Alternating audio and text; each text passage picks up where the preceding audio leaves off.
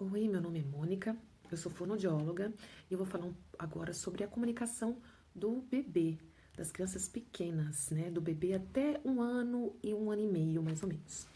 E eu queria dizer para você que a gente precisa levar em consideração uma criança que ela nasce prematura. Existem diferenças em relação ao que eu vou falar, são parâmetros, né? Mas, e também é quando a criança tem uma deficiência, seja ela física, ou intelectual, ou auditiva. Então, tudo isso vai percebendo conforme esses parâmetros vão mostrando alguma diferença. Parâmetro não quer dizer que ele está totalmente correto, às vezes cada criança tem um tempo também, e a gente precisa levar isso em consideração.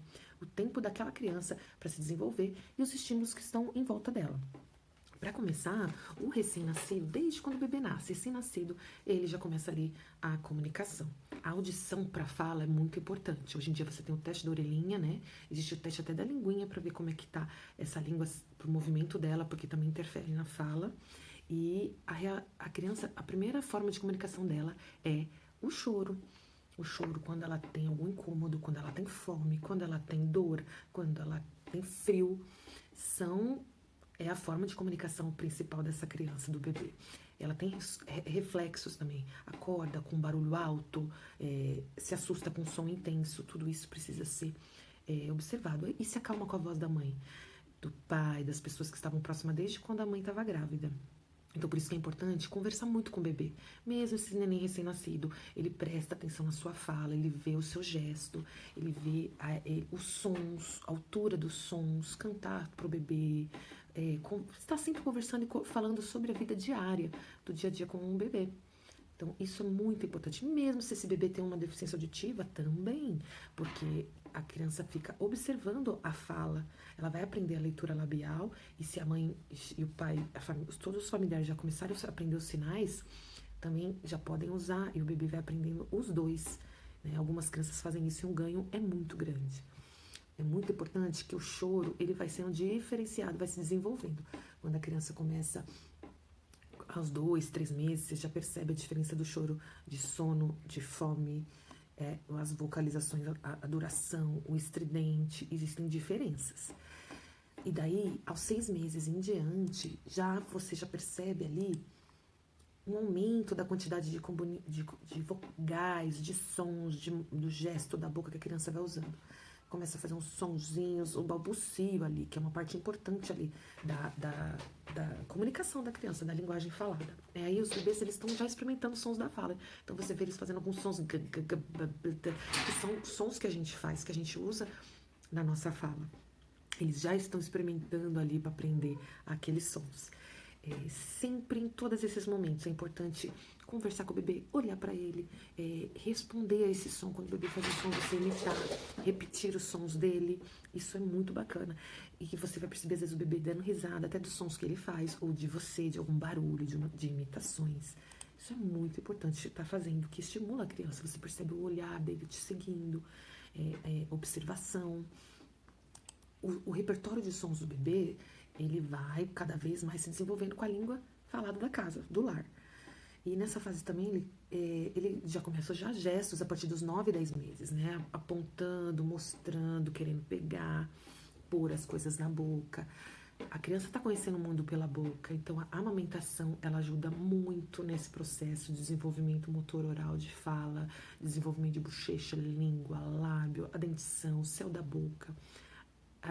Depois, mesmo passando por uma mamadeira, né, alguma mãe que tem alguma dificuldade de amamentar, lembre-se que procure bicos que sejam melhores, com formato melhor que para o desenvolvimento da criança, né? E mesmo assim, sempre conversando, estimulando essa fala do bebê, deixando o bebê com o desenvolvimento dele, pegando o mordedor, pondo na boca texturas diferentes, né? Essa criança, a partir dos 6 meses, já começa a papinha. Deixa a criança se sujar, deixa a criança pegar no alimento também, brincar um pouco ali. Às vezes um medo excessivo de engasgo, outras coisas, pode gerar outros tipos de dificuldades depois com a criança, com o alimento. Então é importante que ela brinque, que ela pegue também, que ela experimente. A criança está experimentando o mundo, ela quer pegar, quer pôr na boca para sentir o frio, o humor, na textura, a forma. Então isso é muito importante também, que deixe-se fazer a criança. A criança já começa a fazer mamar, você vê a partir de 1 ano, não é? 1 ano e pouquinho. Isso varia, né? De criança para criança, 1 ano e meio.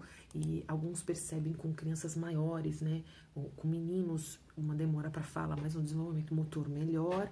E às vezes a menina já falando mais rápido, né? Do que os meninos. Então, sempre imitando esse som, imitando, brincando de jogos de imitação, ler livros, você pegar livros e dar para a criança ler, brincar, imitar sons do cachorrinho, do pássaro, ficar fazendo uau uau, o piu-piu, vamos falar com o piu-piu, gato miau, que são coisas fáceis, né? O barulho do carro, e tudo que a criança fizer, você elogiar, prestar atenção na fala dela, isso é extremamente importante. Depois a gente começa aí com esse 1 ano, quando 1 ano, né, 12 meses, que começam essas primeiras palavrinhas, papá, mamá, dá, quer, a gente já espera isso com 1 ano, né, eu falei 1 ano e meio, e você percebe também a intenção de comunicação da criança, né, com esse 1 ano. Então a criança, ela já tem ela começa a ter uma estrutura linguística aí, e daí por diante um aumento rápido de comunicação, de expressão da criança, ela já começa a combinar com 1 ano e meio, né, aos 18 meses, aí 2 palavrinhas mais, aí ela vira mamã, au au, né, tá chamando a mamãe pra olhar o au au, dá, ete, fala errado com trocas, mas já tá aumentando aí essas palavras, a fala. Compreende muito bem as ordens simples. É esperado que a criança com 1 ano e meio já saiba essas ordens simples. Vem, me dá, vem aqui. Eu acredito que mesmo com a criança com deficiência, com algum tipo de deficiência, todas essas informações, elas são importantes, devem ser feitas da mesma forma, respeitando o atraso, respeitando o tempo dela. E mesmo quando a criança não tem deficiência, ela tem o tempo dela para as coisas. E acho que mais importante de tudo isso é o afeto, o amor. A criança está muito próxima dos familiares e você ir observando cada momento, a brincadeira. Não é interessante a criança ter milhões de brinquedos, né? Não é isso que vai fazer ela se desenvolver bem. Ela ter brinquedos, ela brincar, ela saber aproveitar as oportunidades no dia a dia, na família. Eu espero ter ajudado até aqui. Depois a gente vai continuar com a idade aí das crianças e eu quero dar umas orientações assim para você, pai e mãe, cuidadora. Simples, práticas para vocês. Tchau, tchau e até a próxima.